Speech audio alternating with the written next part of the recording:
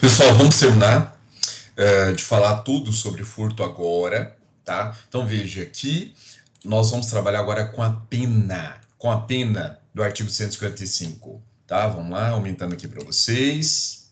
Então veja, pena, reclusão de 1 a 4 anos e multa. Pessoal, veja, reclusão de 1 a 4 anos e multa. Toda vez que falarmos em pena, o que vocês devem ter em mente? Procedimento, competência, fiança, sursi processual e ação penal. Tá? Lembre-se sempre disso. Procedimento, como a pena máxima é 4 anos, o procedimento é o comum ordinário de acordo com o artigo 394, parágrafo 1º, inciso 1 do CPP, tá bom? Competência, como eu disse, a vocês, em regra, é justiça comum estadual. Então, a gente sempre vai analisar a vítima. Se o bem for da União, aí você já sabe que a competência vai ser da Justiça Federal, tá bom? Fiança. Fiança. Delegado pode arbitrá-la? Sim, artigo 322 e seguintes do CPP. Agora, lembre-se, se houver a causa de aumento de pena do repouso noturno, aí, neste caso, o delegado não mais poderá arbitrar fiança, porque a pena vai sair dos 4 anos, ok? Sursi processual, veja que a pena mínima é de 1 ano. Então, o artigo 89 da Lei 999/95 prevê essa possibilidade do promotor de justiça, quando for oferecer a denúncia, se o acusado preencher todos os requisitos legais do 89 da Lei dos Juizados, mais o artigo 77 do Código Penal, ele vai aplicar o acordo, né, de suspensão condicional do processo. Ou seja, haverá condições. Se ele aceitar, o processo fica paralisado de 2 a 4 anos, e se ele não cometer nenhum crime, haverá causa extintiva de punibilidade. Tá? E lembrando que isso não vai gerar maus antecedentes, não vai gerar reincidência a ele. E por último, ação penal. Ação penal é pública e incondicionada. Só lembrando a vocês que há uma tendência de que isso mude no futuro. Por quê? Privatização do direito penal. O artigo 171, o estelionato, ele mudou. Antigamente era ação penal pública incondicionada, e agora, regra geral, é ação penal pública condicionada à representação da vítima. Ou seja, privatização do direito penal. Tá? Então, não se aplica ainda ao furto, mas existe uma tendência natural que isso aconteça no futuro, tá? Exatamente para desafogar o judiciário, para desafogar os presídios. Qualificadoras. Pessoal, olha só, em qualquer uma das qualificadoras, a pena mínima é superior a 1 ano. Então, não vai aplicar de forma alguma o sursi processual, tá? E as penas máximas, todas elas são que superiores a 4 anos. Então, o delegado não vai poder arbitrar fiança, somente o juiz poderá fazê-lo. Lembrando que no parágrafo 4º A, em tese, é proibido a fiança, tá? Tá na lei na Lei dos Crimes Hediondos, a Lei 8.072/90, ok? E para a gente finalizar com chave de ouro, olha os casos que eu trouxe para vocês. Pessoal, falei que nós íamos falar tudo sobre furto, não falei? Tá aí. Olha só os casos para que vocês não esqueçam jamais, tá? Vamos a eles. Primeiro, súmula 589 do STJ. Pessoal, a súmula 589 do STJ fala que não se aplica o princípio da insignificância nas contravenções penais e quando praticados contra a mulher no âmbito das relações domésticas. Tá? Mas olha o dado interessante, isso por uma prova de concurso público e prova de OAB. Se o marido furta da esposa, suponhamos aí R$ 150, não temos como aplicar o princípio da insignificância. Ok, tranquilo. Porque a súmula 589 do STJ proíbe, mas existem as dirimentes penais, lá do artigo 181 do Código Penal, tá? Em que a pessoa simplesmente não será aplicado a ele a pena. Ou seja, na verdade, não é crime, é um fato atípico. É considerado um fato atípico. É uma dirimente penal. Vai atingir exatamente a culpabilidade, o terceiro substrato do crime, do conceito aí analítico do crime. Tá? Então, não aplica o princípio da insignificância, mas vai aplicar a dirimente penal da escusa absolutória do artigo 181, tá? Do CP. Pessoal, princípio da especialidade. Lembre-se que no Código Penal Militar existe previsão também de furto no artigo 240, 241, desde que cometido na forma ali do artigo 9 do CPM, que neste caso não vai aplicar o Código Penal, vai ser aplicado o CPM, por causa do princípio da especialidade, tá bom? Analogia in bonum partem, matéria tributária. Aqui trouxe mais uma vez para vocês essa decisão aqui do STJ do ano de 2013, tá? Em que o ministro Jorge Mussi, ele entendeu de aplicar sim. Olha lá, se o pagamento do tributo, do oferecimento, antes do oferecimento da denúncia, enseja a extinção da punibilidade nos crimes contra a ordem tributária, o mesmo entendimento deve ser adotado quando há o pagamento do preço público referente à energia elétrica ou águas subtraídas, sob pena de violação ao princípio da isonomia. Pessoal, essa decisão do ministro Jorge Mussi é de um gabarito enorme, tá? É de uma inteligência jurídica enorme, tá? Infelizmente, é um precedente que a maioria do STJ não vem seguindo, tá? Mas é um precedente. Então, nós precisamos mudar isso no futuro. Eu entendo que deve ser aplicado a mesma regra do direito tributário a esses casos de furto de água e de energia quando existe aí a concessionária do serviço público, tá? Mais uma vez, esse é entendimento minorante. Se for para concurso público, vocês vão adotar o entendimento majorante, tá? Que não se aplica essa regra, tá bom? Patrimônio do índio não integrado. Pessoal, tanto o índio não integrado como a comunidade indígena, se for feito o furto contra o índio não integrado ou a comunidade indígena, haverá um aumento de pena de 1/3. Está previsto isso onde? No artigo 59 da Lei 6.001/73, ok? Furto de uso. Vocês sabem que furto de uso, regra geral, não é crime, é um fato atípico, tá? Mas para configurar o furto de uso, o que é necessário? Intenção desde o início do uso momentâneo da coisa subtraída, tá? Então, desde o início, ele não quer ficar com o bem, ele só quer usar momentaneamente. Só quero dar uma voltinha na Ferrari, ok? Segundo, coisa não consumível. Tá? Então, coisa não consumível. Toma cuidado, que a jurisprudência entende que em dinheiro é um bem consumível. Tudo bem que você pode dar outro do mesmo valor, mas não vai ser a mesma numeração e etc. Então, a jurisprudência entende que dinheiro não é bem, infungível, é bem fungível, é bem consumível. Se a pessoa subtrair o dinheiro, não, mas eu vou te devolver depois, dançou, está configurado o crime de furto, ok? E outra situação, sua restituição imediata e integral à vítima nas mesmas circunstâncias, tá? Então, imagine você o seguinte, subtrair uma Ferrari só para dar uma voltinha e vou devolvê-la. Só que nessa voltinha eu acabo batendo a Ferrari. Pessoal, destruiu parcialmente o bem, acabou. Está configurado o furto, mesmo que a ideia inicial fosse simplesmente uma voltinha, tá? Agora, olha que interessante, problema.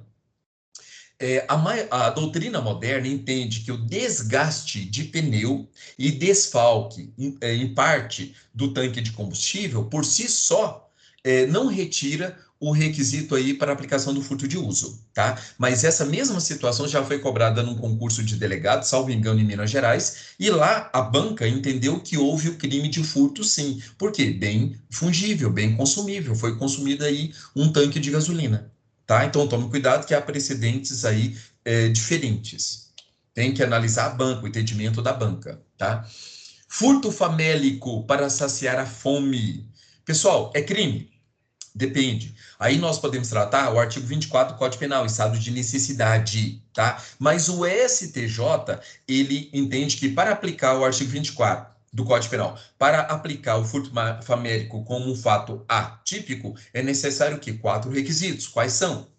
Que o fato seja praticado para mitigar a fome, que seja único e derradeiro recurso do agente, ou seja, a inevitabilidade do comportamento lesivo, que haja a subtração da coisa capaz de diretamente contornar a emergência e a insuficiência dos recursos adquiridos pelo agente com o trabalho ou a impossibilidade de trabalhar. Tá? Então, veja que é necessário que sejam presentes esses 4 requisitos, porque senão não dá furto famélico. Tá? Tanto é que esse estado de precisão, eu trouxe essa decisão aqui do STJ que mostra que se a pessoa subtrai qualquer outra coisa que não um alimento capaz de saciar diretamente a fome, não temos como aceitar esse estado de precisão. Ou seja, a pessoa, o acusado, que subtrai uma televisão, um botijão de gás e um liquidificador, mesmo que a ideia dele era vender para comprar alimentos, o STJ não aceitou a aplicação do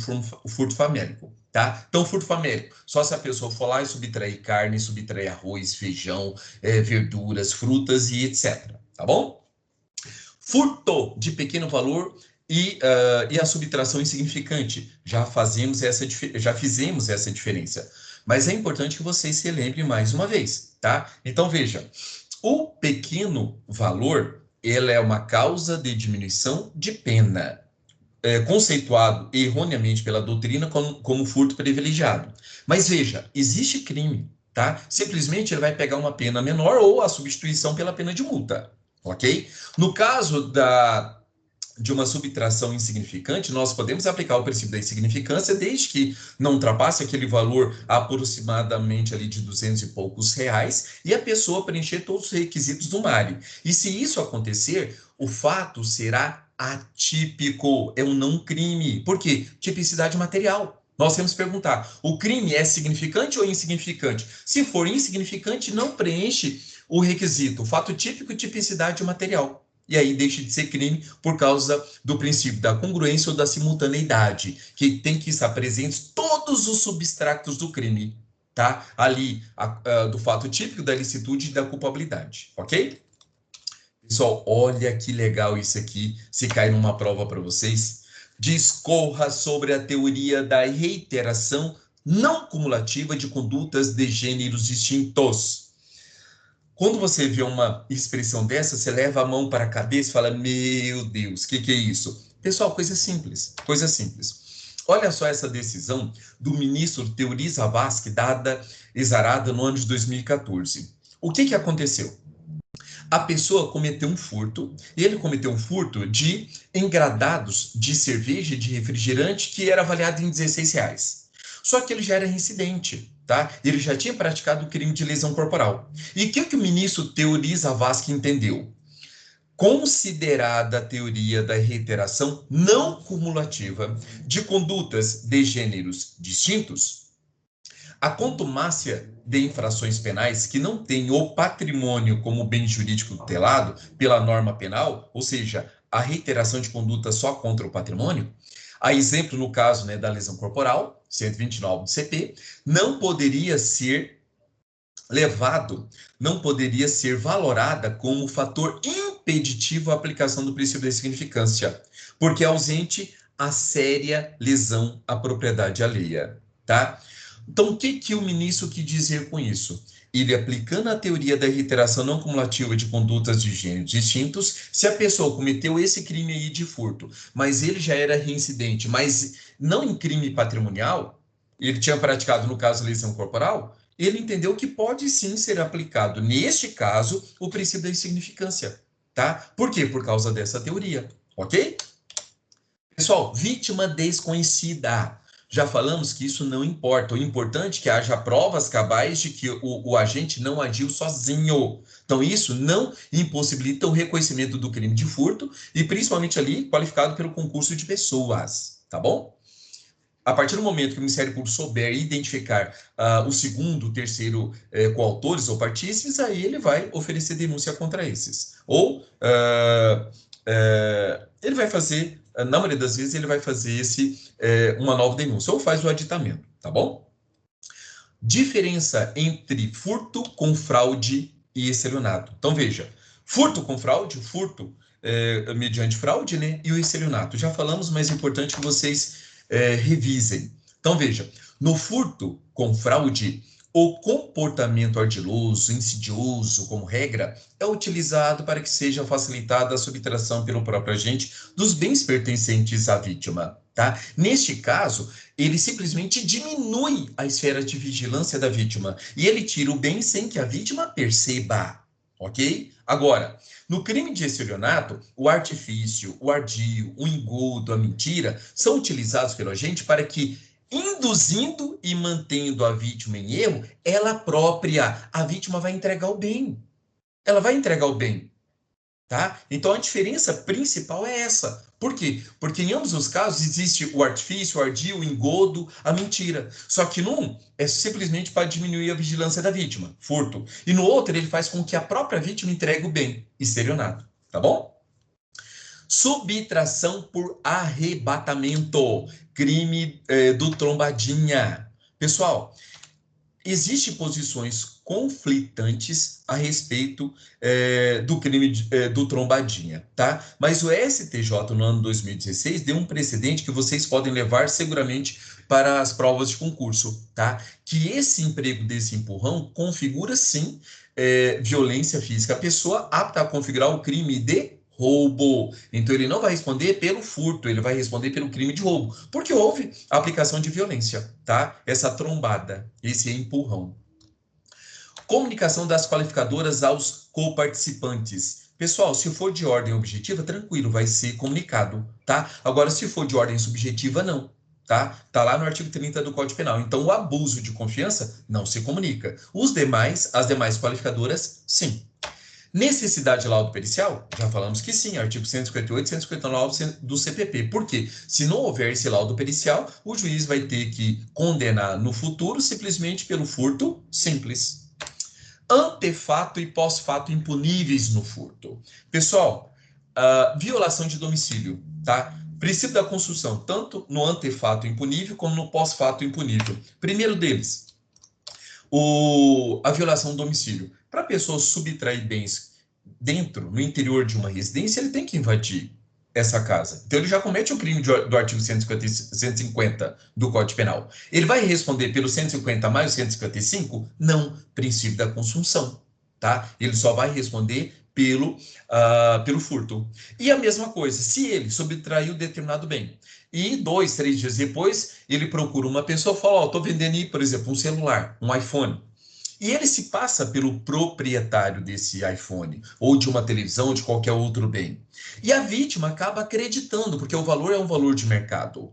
Então, neste caso, nós temos em andamento um crime de estelionato, tá? Neste caso, ele vai responder pelo estelionato? Não, porque esse é o crime fim. Ele queria exatamente o dinheiro, tá? Porque é crime contra o patrimônio. Então, neste caso, ele só vai responder pelo furto. Ele não responde pelo antefato impunível, nem pelo pós-facto impunível. Tá bom? Continuando, subtração de cadáver. Pessoal, aqui nós temos algumas situações. Primeira delas, haverá furto na subtração de cadáveres quando o cadáver pertencer, por exemplo, a uma universidade de medicina, de odontologia. Então, veja que, nesse caso, esse cadáver é um objeto, tá? Agora, na maioria das vezes, existe o crime de contra o respeito aos mortos, lá do artigo 211 do Código Penal, tá? Aí, nesse caso, principalmente ali, ó, quando a pessoa ele tira o corpo, tira um morto da sepultura, muitas das vezes até quebra a sepultura, e aí no caso nós temos até a outra qualificadora para incidir também, e etc. Tá? Mas veja, problema, se a pessoa comete esse crime de respeito contra os mortos, lá no artigo 211, eu não posso falar em qualificador de rompimento de obstáculo que é próprio do furto. Então, lembre-se disso, tá? Por isso que tem doutrinadores que defendem, por exemplo, no caso do furto de dente de ouro, tem doutrinadores que entendem que é crime de furto, sim. E nesse caso, havendo o rompimento ali da sepultura, haveria também outra qualificadora. Ok? Então, nós temos decisões aí conflitantes na jurisprudência, nós temos posicionamentos doutrinários também conflitantes. Então, esse é um tema que não está sedimentado, ok? Agora, o que se entende por furto híbrido ou misto? Já falamos que é o furto qualificado ou privilegiado, tá? Do parágrafo 2º do artigo 155 do Código Penal. E aqui é só para lembrar vocês da súmula 511 do STJ, tá? Então, vejam. É possível o reconhecimento do privilégio previsto no parágrafo 2º do artigo 155 do Código Penal, nos casos de crime de furto qualificado, se estiverem presentes a primariedade do agente, o pequeno valor da coisa e a qualificadora for de ordem objetiva. Ou seja, se for furto com abuso de confiança, não pode ser aplicado o furto qualificado privilegiado. Tá? E lembrando, quando nós falamos em furto qualificado privilegiado, qualificadora de ordem objetiva for do parágrafo 4º uso de explosivo, mesmo neste caso, tá, vai cair a qualificadora, como já nos ensina o professor Fernando Capês, tá? Se houver qualificado privilegiado, cai a hediondez do crime. Furto e roubo impróprio. Pessoal, aqui nós temos um pequeno probleminha. Por quê? O artigo 157, parágrafo 1º, fala que a pessoa pode utilizar a violência depois da subtração da res. E ele vai utilizar essa violência para garantir a impunidade ou para garantir a posse daquele bem, tá? Se ele utiliza essa violência para garantir a impunidade para garantir a posse do bem para si ou para terceiro, é configurado roubo impróprio. Ou seja, a pessoa vai responder pelo 157 e não mais pelo furto que estava em andamento, tá? Mas olha esse precedente aí de São Paulo.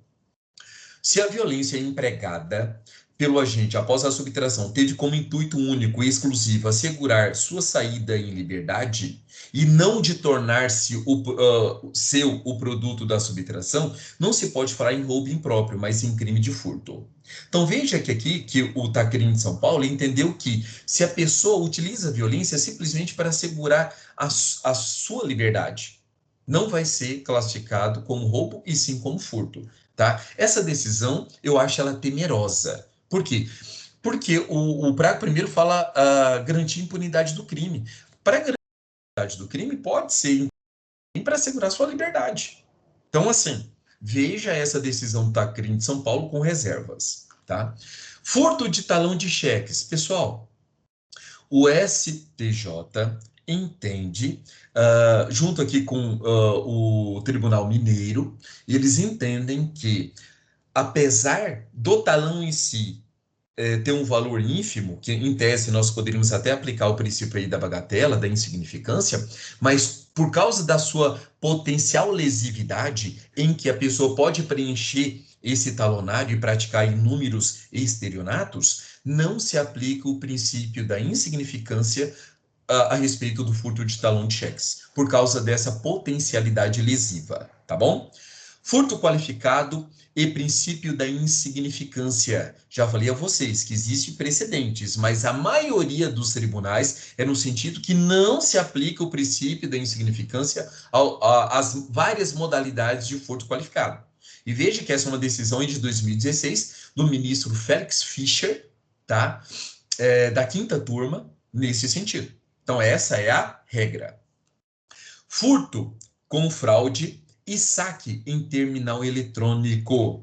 Pessoal, o famoso uso do chupa-cabra. Então, veja que isso é considerado furto com fraude, e neste caso, quem é vítima é o banco. É o banco que é vítima. Tá? Então, tome cuidado, porque se o banco for a Caixa Econômica Federal, empresa pública, aí a competência é da Justiça Federal. Sendo outros bancos privados, competência da Justiça Estadual. Ok?